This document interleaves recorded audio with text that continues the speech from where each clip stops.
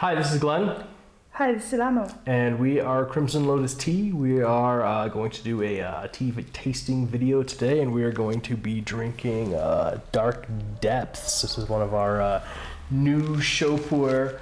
We just released it? We just released it, that's right. And we're just going to go through the brewing with it. We're going to talk to you about our inspiration about this cake, and just have a little tea tasting session with you guys. Yep. This is a tea that we've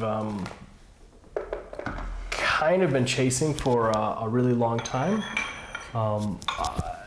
I like really thick, black, earthy, chunky, oily, viscous, super mega dark Shou Puerh. Yeah, I think most people here, especially local people, when they brew Shou Puerh, they intentionally brew like super light. Yeah. They always tell us, look, the color isn't it look like a wine color? Yeah, it's kind of funny. I kind of get the impression that people in Yunnan maybe don't actually like drinking Shou Puerh. Every single time like somebody brings out like a Shou Puerh that they really like, it's always something that I just think is just horrible. And they brew it like so light and pale, and anytime I brew it the way I want to brew it, it actually ends up tasting really bad. So it's hard to find. Maybe just trying to cover the bad aroma. Yeah, that's one of the things that we've been thinking about.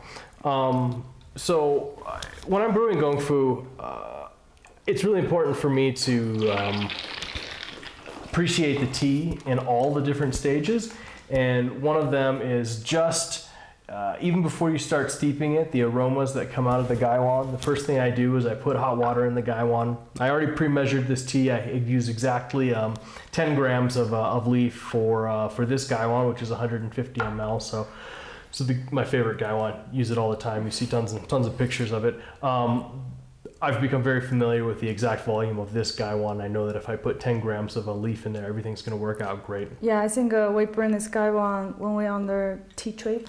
So whenever we go, we meet with farmer, we will use this gaiwan. Yeah, so I take this gaiwan with me. I take all my tea tasting stuff with me. I don't trust, like the teaware that I'm going to get somewhere else.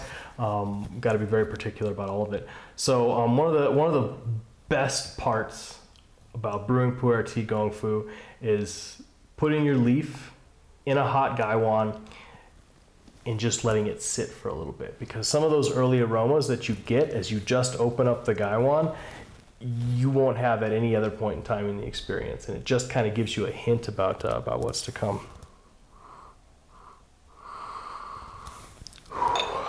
This one is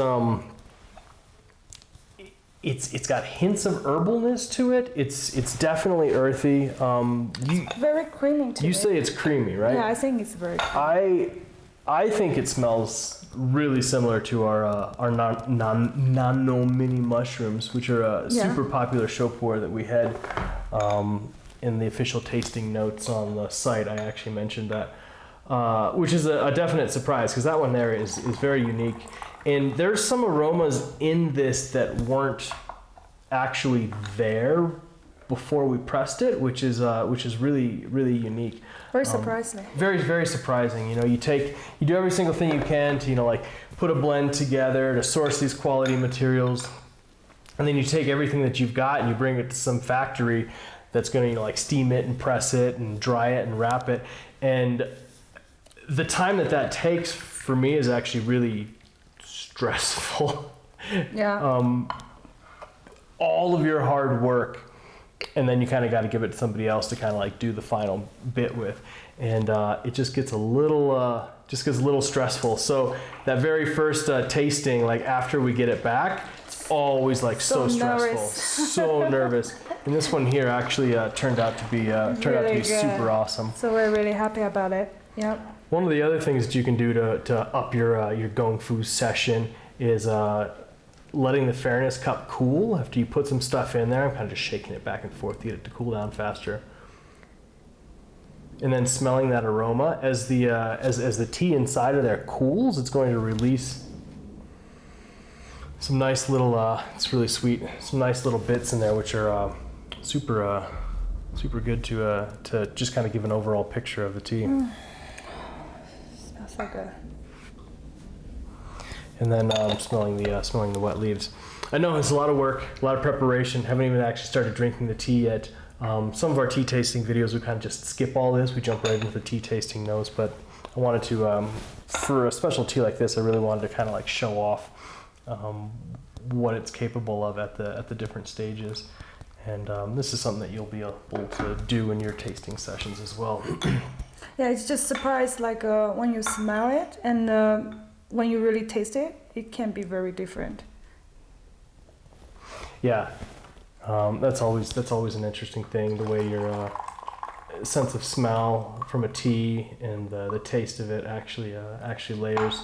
So I did two quick washes and one steep, about 8 seconds, and it's pretty thick. This one definitely gets thicker. It gets thicker, it gets blacker, but it still has some really nice red color to it. I don't really use a filter so much anymore. I really like to make sure that I get all that extra particulate into the cup. Mm-hmm.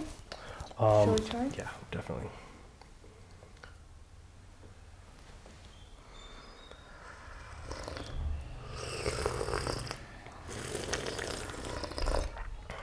It's very thick. It is very thick, and even this the is first steep, I'm surprised. Yeah, even the first steep. I mean, 2 quick washes, first steep, just a couple seconds, and you definitely even get an energy from this tea, which is something that I appreciate from a Shou Puerh, because so much of what we try and drink just doesn't have any energy. Yeah, it's so sweet, even just right now.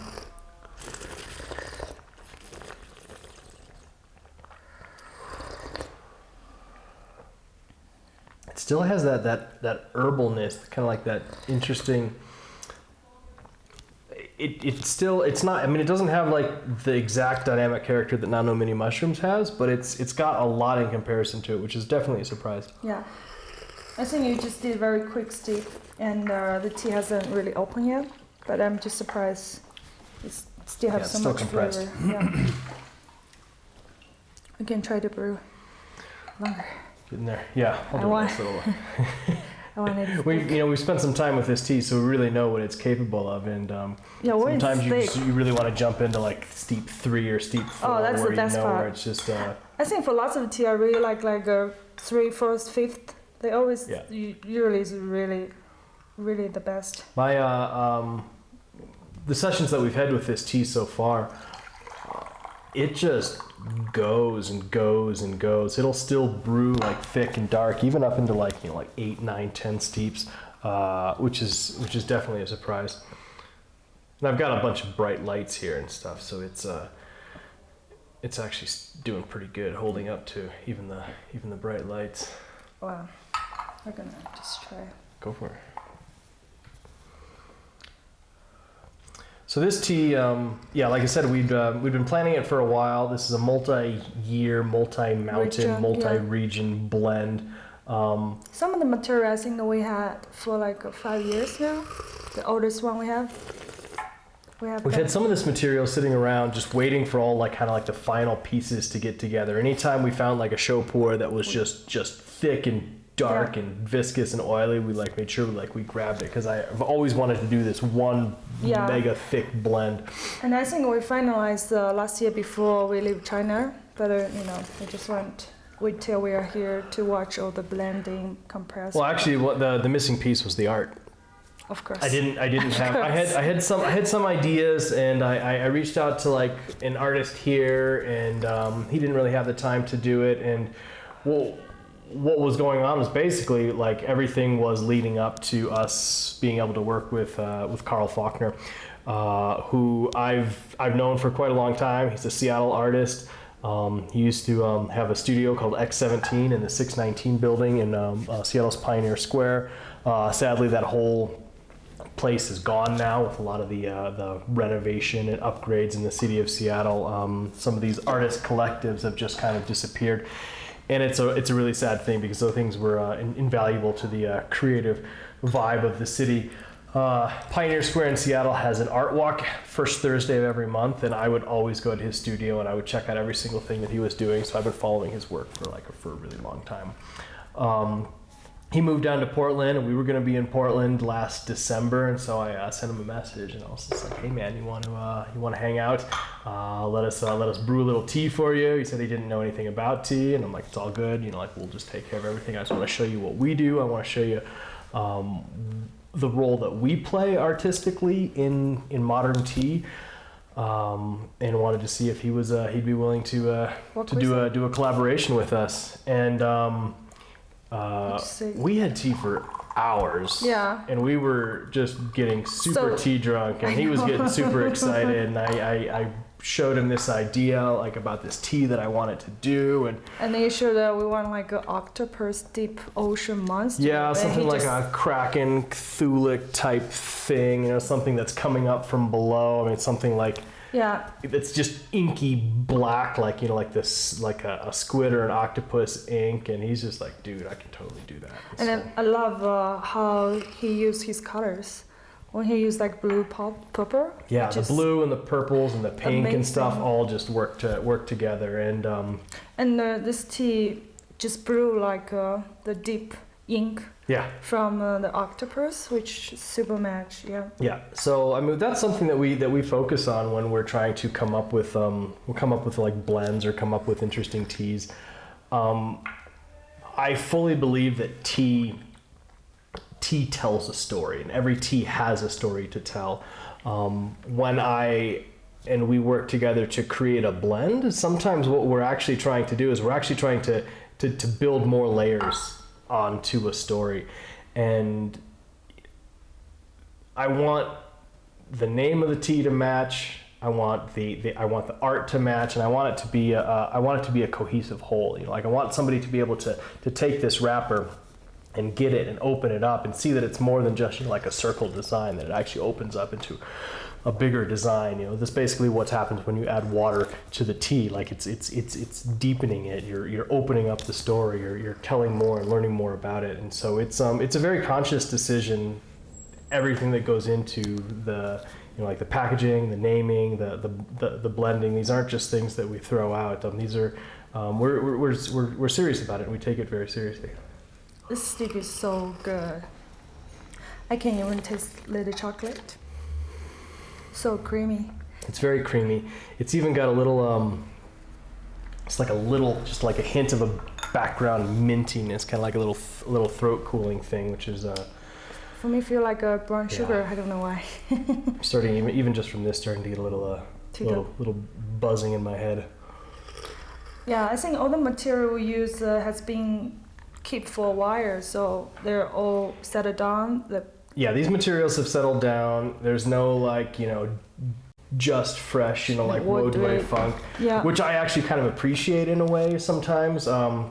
I know some of our teas like, like Stormbreaker, we pressed that, like just a month or two after the woodway was done. And that one certainly got like a funk, but we really felt like that tea had more going on that you could actually like witness what was happening that would actually speak through the woodway process. And that one actually worked out well. And now that tea is just super amazing. Yeah. Yeah, Stormbreaker, super awesome. Yeah, I think if you find a good Shou Puerh, we just have to buy it. Otherwise, it just sold out really quickly. Yeah, we've there is this new school of Shou Puerh, evidenced by some of the Gushu Shou Puerh that we have on the site right now. These like new school Shou Puerh things where people are taking like really mega high-end material, which would have been like way too risky 10 years ago to do, but when people got like amazing skill, if you've mastered everything it takes to do woodway, the only way you can really get better tea, better Shou Puerh, is to start with better base materials. And so that's what you're seeing that they're doing. But these teas, like they sell out immediately here. We'd be having tea with some guy who's like made some really amazing show. We'll grab a sample of it. We'll go back to the hotel. We'll drink the tea that night because I won't buy anything that I haven't like tried myself. And then we'll go back the next day and it's gone. And it's just like, man. And so we've really had to kind of step out of our comfort zone a little bit. And, you know, if we're working with somebody that we've worked with a long time, as soon as he's like, hey man, I got this thing that's this, we're like, dude, we'll take it. Yeah. And it works out, which it feels risky, but some of these new shows, they just go so fast and they're so good. It's really warmed my body, this tea. This tea, like it sits in your mouth, but it just swallows so fast. It just it's like you put it in your mouth and then you don't even realize that you swallow it. It just feels like it melts in your mouth. Just melts. It just melts and goes straight down. My throat feels really good too. This is really excited with the way this tea turned out, and really excited that we were able to work with Carl Faulkner on it, which is super cool. He's a visual taffy on Instagram. You can check out his stuff and follow him. Yeah, I think when we are in Yunnan, we drink so many Shou Puerh, right? So, you know, we really drink Shou Puerh now, but when we drink it, we really want to, you know, super good, super thick, super awesome Shou Puerh can really touch I'm definitely us. looking for Shou Puerh that is in that next category. Yeah.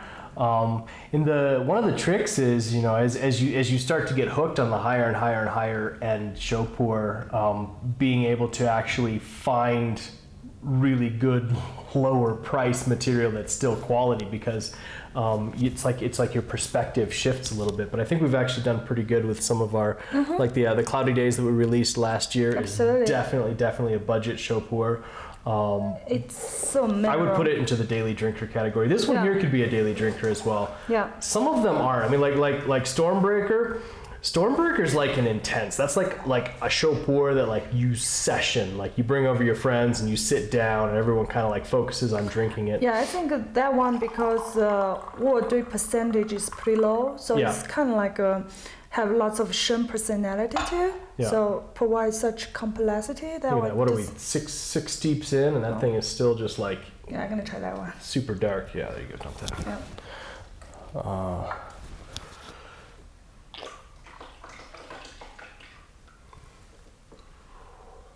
Yeah, so we've got a lot more tea to find this year. We've got a lot more blends to put together. We're really excited about the opportunity that people are going to be like traveling with us and checking out little tea tastings where we go. I'm going to try and focus more on doing tea tastings like at the different mountains. Yeah, try with farmers, try it fresh. Yeah. And being able to like shoot video in with you guys. So tune in every week. Try to like post something at least every Friday. Sometimes it gets a little tricky with internet and depending on where we are and things like that. But we will do what we can. A little bit easier posting quick stuff to Instagram. It's not as bandwidth intensive as full video uploading to YouTube. But thanks for checking this out. This tea is available on the site. It's $49.99. Yeah, and we for also a 200-gram cake. sell samples too. We sell samples. Samples are a good way to test teas that you haven't tried yet. So 20 grams for like $9.99. Also, if you buy more cakes, you save money, and you get like a little sticker every time you buy a cake, a sticker of the wrapper, which is kind of fun. So check that out on the site. Follow us on Instagram and YouTube, and thanks for tuning in, and cheers. Happy steeping. Happy steeping.